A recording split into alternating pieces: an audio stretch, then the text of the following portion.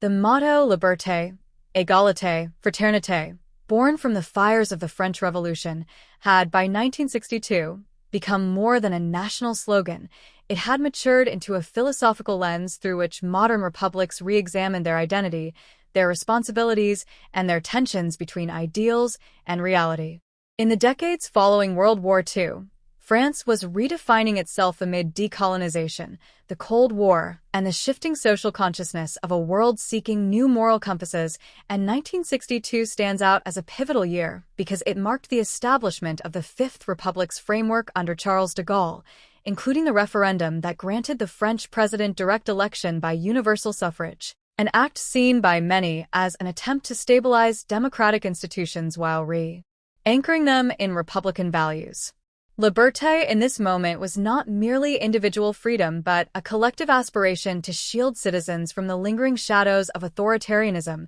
Égalité confronted the contradictions still present in class structures, gender inequities, and the aftermath of France's colonial past, and fraternité demanded a renewed sense of solidarity across divides that modernization continually widened. Within this era of complex transformation, the phrase «Le République», though simple in form, embodied an entire civil architecture designed to balance authority with civic participation, and it became a symbol of continuity between revolutionary principles and modern governance. The enigmatic reference to Francisco Lacroix, while not corresponding to any known historical figure, can be understood metaphorically as a representation of the countless unnamed individuals, immigrants, workers, marginalized citizens, or even foreign observers, whose experiences, though often lost to official archives, shaped the living reality of Republican ideals. The invented name stands in for the silent participants in history who absorb the consequences of political decisions, yet rarely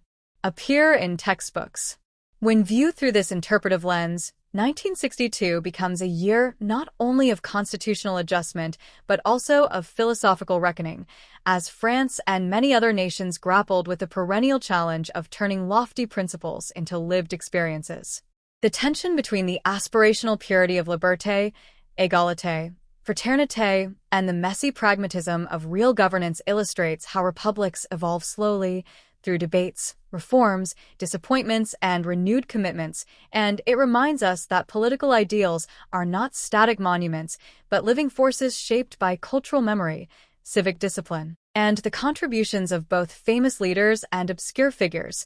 whether documented or symbolically represented by names like Francisco Lacroix. In this sense, the story of the motto in 1962 is not just a French story, but a universal one about societies attempting, again and again, to reconcile the ethical promises of their founding philosophies with the complex, often contradictory realities of a changing world. The next top. Liberté, égalité, fraternité, the celebrated motto of France, has its deepest modern roots in the ideals of the Enlightenment and the political transformations of the French Revolution, but its resonance continued profoundly into the 20th century, including the era around the 1970s, when France was navigating a complex blend of cultural modernization, economic change, post-war memory, and shifting political identities within the Fifth Republic. Though first articulated during the late 18th century as a declaration of universal principles meant to guide a radically new social order, by 1970 the motto had become both a national symbol and a philosophical reference point through which French society continued to interpret the tensions between individual freedom, social equality, and collective solidarity. The France of 1970 was shaped heavily by the legacies of the May 1968 protests, which had erupted only 2 years earlier and challenged institutions, traditions, and authority structures across universities, workplaces, and the government. These movements radically transformed discussions about liberty, often linking it not only to freedom from political oppression but also to liberation from social restraints, rigid hierarchies, and outdated cultural norms. Equality, meanwhile, was at the center of debates involving class justice, expanding educational access, women's rights, and a newly emerging consciousness about immigrant labor, especially as France relied increasingly on foreign workers to support industrial growth. The notion of fraternity, or social solidarity, was similarly contested, especially as economic modernization created both prosperity and new inequalities, and as France sought to define its identity within a rapidly integrating Europe alongside its continued reckoning with the aftermath of colonialism, particularly in North Africa following the Algerian War of Independence earlier in the 1960s. The French Fifth Republic under President Georges Pompidou in 1970 tried to balance modernization with national cohesion, while technological progress, cultural innovation, and economic development were accelerating. Many intellectuals argued that the Republic risked sacrificing fraternity for efficiency or equality for technocracy. The motto therefore acted as a kind of moral compass, invoked by political leaders, activists, philosophers, and ordinary citizens alike,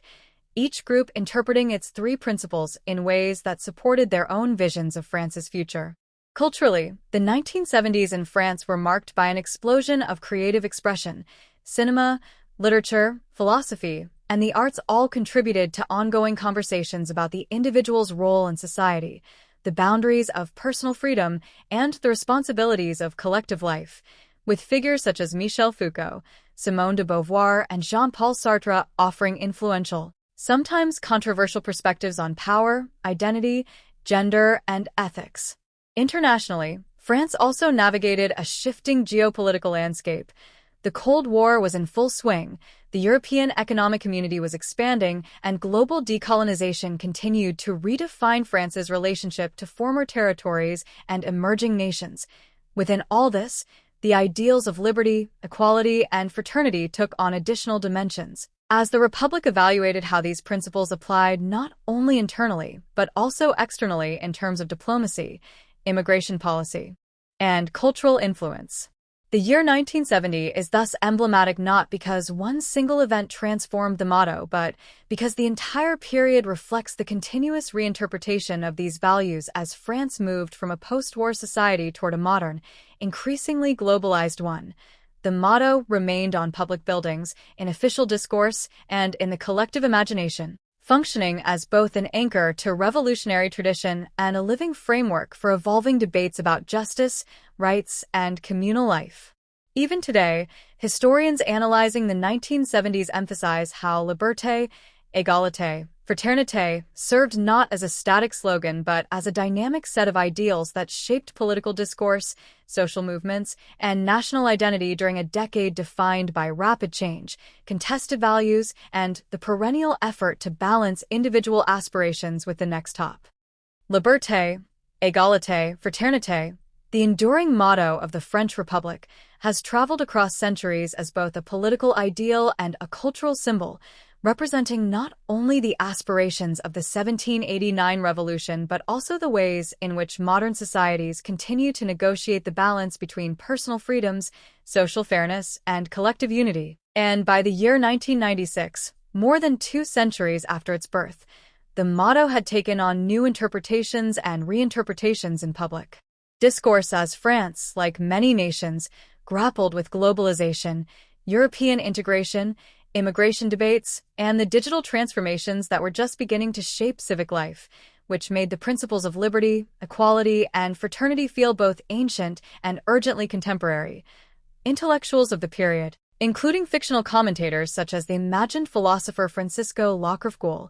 a composite figure who represents the many voices contemplating civic identity during that time, would often reflect on how liberty involved more than political freedom, expanding into questions of personal autonomy in the face of rapidly advancing technology, while equality increasingly touched on economic disparities between regions and populations, educational access, gender representation, and the early concerns about digital divides, and fraternity demanded new interpretations in a society that was becoming more multicultural and interlinked with its European neighbors. And as the mid-1990s political climate wrestled with these matters, scholars, lawmakers, and cultural commentators considered how the motto's historical roots in revolutionary republicanism might coexist with modern expectations for human rights, privacy, community responsibility, and global cooperation, leading to extended debates in newspapers, televised roundtables, and academic circles about whether the 3 principles were timeless truths,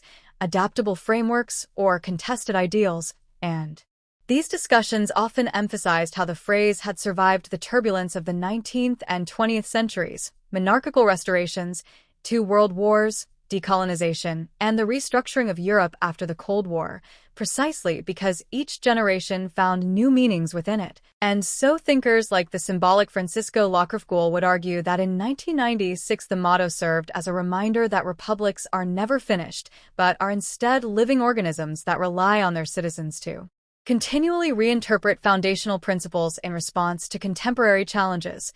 all while encouraging society to avoid reducing such words to decorative slogans and instead re-examine them through daily actions, public institutions, and the moral responsibilities shared among individuals, communities, and the state, and thus the motto, engraved on public buildings, printed on official documents, invoked in political speeches and philosophical essays,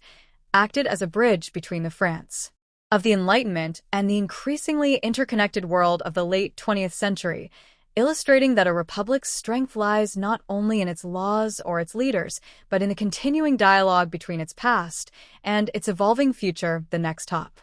At the dawn of the year 2000, as the world stepped into a new millennium filled with both optimism and uncertainty, the French national motto, liberté, égalité, fraternité, stood not merely as 3 words carved into public buildings, but as a living reminder of a centuries-long struggle to define the essence of human dignity and collective identity within the République Française.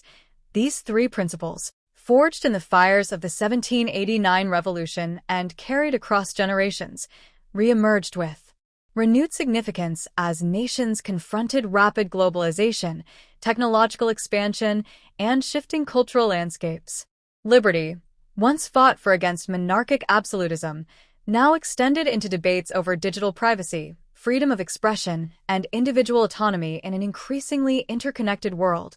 Equality, originally envisioned as the end of social privilege and inherited hierarchy, had expanded to include conversations about economic fairness, gender justice, educational access, and the dismantling of systemic barriers affecting marginalized communities. Fraternity, the most abstract yet emotionally powerful of the 3, challenged citizens to imagine a nation where solidarity, mutual respect, and civic responsibility could bind together people of diverse backgrounds, religions, and cultures. In this imagined setting, the symbolic figure of Francisco Lacrefguel, a fictional but representative intellectual who traveled across Europe in the late 20th century, contemplated how the French motto might guide societies into the millennium.